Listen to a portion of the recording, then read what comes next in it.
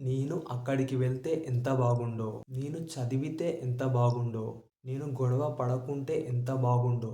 ఇలా మనం ఏదైనా ఊహించి చెప్పడాన్ని మనం ఇఫ్ అనే జరిగితే ఏమవుతుందో అని ఇలా చెప్పడానికి మనం ఇఫ్ అనే కండిషనల్ వాడతాం.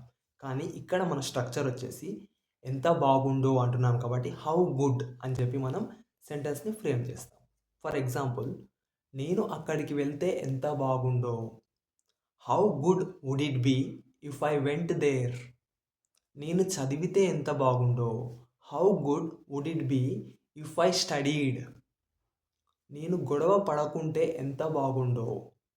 How good would it be if I did not fight? ఇలా మనం ఊహించి చెప్పడాన్ని ఈ విధంగా సెంటెన్సెస్ ఫ్రేమ్ చేస్తాం. మీకు ఒక క్వశ్చన్. నువ్వు మన ఛానల్ని సబ్స్క్రైబ్ చేస్తే ఎంత బాగుండో. దీన్ని మీరు కామెంట్ చేసి చెప్పండి. ఇక్కడ మనం డెప్త్‌లోకి వెళ్తే ఇక్కడ మనం యూజ్ చేసిన స్ట్రక్చర్ వచ్చేసి ఇఫ్. ఇఫ్ యొక్క టైప్ 2ని మనం ఇక్కడ యూజ్ చేసాం. మనకి దేర్ ఆర్ 4 టైప్స్ కండిషనల్స్‌లో. Zero conditional, first conditional, second conditional, third conditional. మనం ఇక్కడ సెకండ్ కండిషనల్‌ని యూజ్ చేసాం. సెకండ్ కండిషనల్ మనం ఎప్పుడైనా సరే అన్‌రియల్ అండ్ హైపోథెటికల్ సిట్యుయేషన్స్‌లో మనం యూజ్ చేస్తాం. అన్‌రియల్, హైపోథెటికల్ అంటే ఏంటంటే మనం ఊహించి ఇమాజినేషన్ అది జరగదు. ప్రెజెంట్‌లో గానీ, ఫ్యూచర్‌లో గానీ అది జరిగితే ఎలా ఉంటుంది అని మనం ఊహించి చెప్పేదాన్ని మనం ఈ విధంగా ఇంగ్లీష్‌లో సెకండ్ టైప్ కండిషనల్ యూజ్ చేసి ఇఫ్‌తో మనం యూజ్ చేసి చెప్తాం. మనం ఎగ్జాంపుల్ చూస్తే ఒక డౌట్ వస్తుంది. How good would it be if I studied? Studied ఉంది కదా! ఇది past form. So, how can you tell present or ఫ్యూచర్‌లో ఇమాజిన్ చేసి చెప్పడానికి అని మీకు ఒక డౌట్ రావచ్చు. ఇక్కడ మనం జరిగితే ఎంత బాగుండో అంటే అది మనకు ప్రెజెంట్‌లో గానీ, ఫ్యూచర్‌లో గానీ జరిగిపోయి ఉంటే ఎంత బాగుండో అని మనం చెప్తాం. అక్కడ మనకు ఆల్రెడీ పాస్ట్‌ని మనం ఇమాజిన్ చేస్తున్నాం.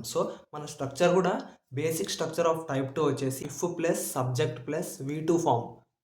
Subject plus would plus వి1.